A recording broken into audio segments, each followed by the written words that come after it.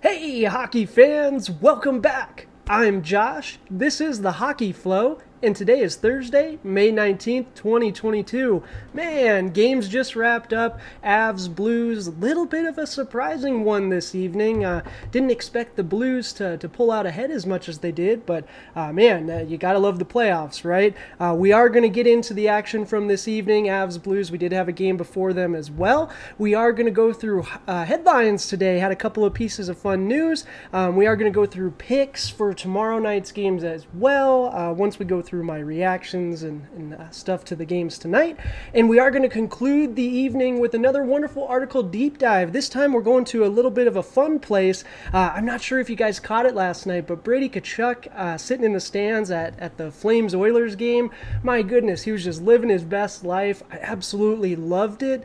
Sparked a lot of debate on Twitter, but it was really cool. So we're going to dive into a neat article from the Defector on that. But if you do like the content, please hit that like button, hit the subscribe button. Just take a moment to do so. It really helps out the channel as we continue to keep bringing you videos daily. I do appreciate all the support. Thank you guys so much. But yeah, let's get right into it. All right, so headlines first and foremost. All right, we had a couple of them. First and foremost, Matthew Tkachuk, aside from having an excellent game yesterday against my beloved Oilers. Oh, man, that was a tough one. But I tell you what, this was a wonderful gesture. So for those not familiar, the Oilers have a wonderful little super fan. His name is Ben Stelter, and unfortunately, he is battling brain cancer right now. And it just breaks your heart in so many ways. You know, he's so inspiring, and just so many people are rooting for you, Ben. So stay strong, young man. But this was really neat. Today, the Flames official Twitter account posted a little video with Matthew Tkachuk, just wishing him well. As the sign says, Ben, you may be cheering for the orange and blue, but the white and red is cheering for you. So that's really wonderful. Good for you guys, Flames. Good for you, Matthew Tkachuk. I love to see that. And hang in there, Ben. Keep fighting that good fight. You inspire all of us every day, good sir.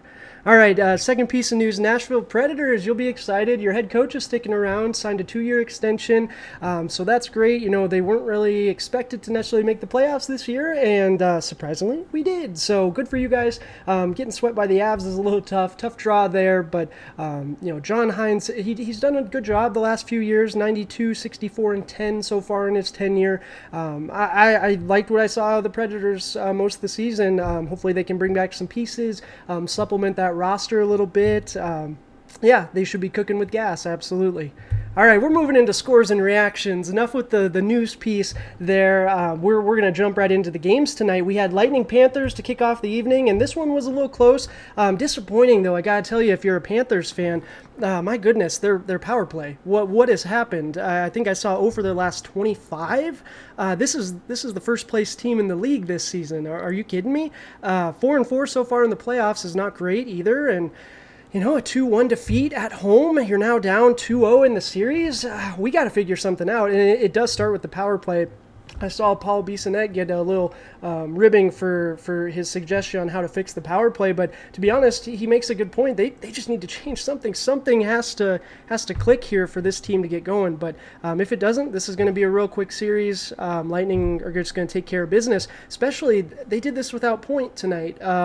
Or last 2 games, I guess. So if he comes back firing, I tell you what, watch out, Panthers fans. This might be a quick series, but Panthers could always flip it on too and kick it in gear and turn it around. Moving on to the evening game, Blues Avalanche. I tell you what, I thought the Avalanche were gonna take this one as well, and nope, I was wrong on this one as well. The Blues played an excellent game. Avalanche a little sloppy. Kemper let one in that, man, I bet he's really hoping he could have a second chance at, because that one was rough. But overall, the Blues played a great game. Bennington didn't have any egregious errors. Didn't do anything too risky or anything like that.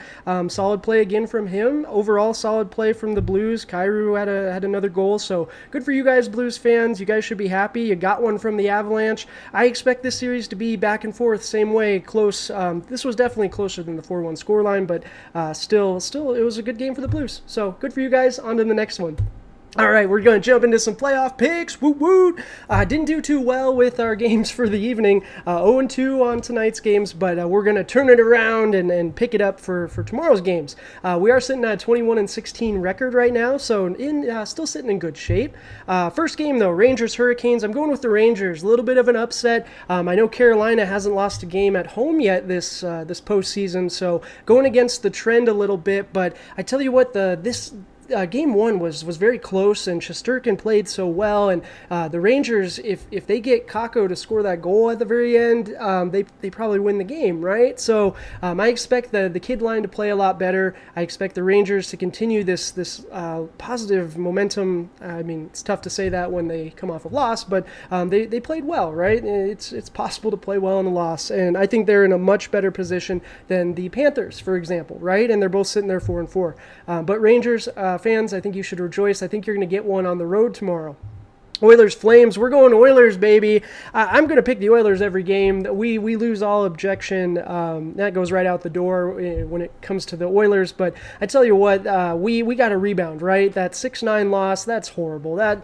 We shouldn't be giving up that many goals. The coach did say, Woodcroft did say that Mike Smith was going to start in net game 2. So glad you have faith in your players, and he's done such a good job this season. I'm gonna ride with Coach on this one.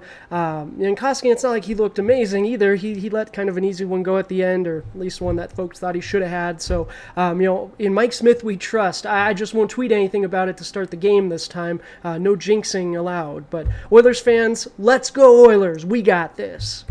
All right, article of the day coming to us from defector.com, and this one is called Brady Tkachuk is a good brother, and I absolutely agree. Brought to us by MAITREYI and ANANTHARAMAN.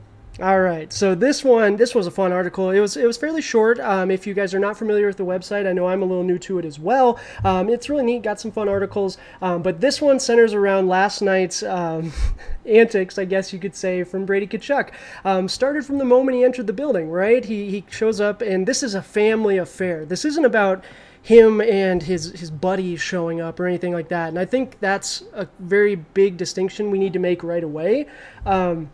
Yeah, this is a family thing. He shows up with his dad, mom, sister. They're there supporting their his brother, their son, Matthew. This is wonderful, right? This is awesome. This is one of the beautiful things of sport. And to see an NHL player, an NHL captain, nonetheless, for those who are not familiar, he is the captain of the Senators. To see him in the building, interacting with fans, just having the time of his life, I love it. I personally love it, and I adore the guy. I was a fan before, but now I'm even more of a fan. He just wants to have fun. I'm sure you can look it up on the internet and see clips of him singing karaoke with teammates. It's great, but this article in particular just supports it, right? It talks about how it's awesome, and Matt scores 3, and still Brady somehow steals the show. It's the classic younger brother thing here. Brady's the younger one, Matt's older, and Matt takes a back seat even on a hat trick night. But the fun did spark some debate. We see the tweet down here at the bottom. The captain of another NHL team being Matthew Tkachuk, super fanboy, is just so weird to me. Man, let's get out of here with that. No, what are you talking about? You worded your tweet so that you neglect the fact that it's his brother, for one.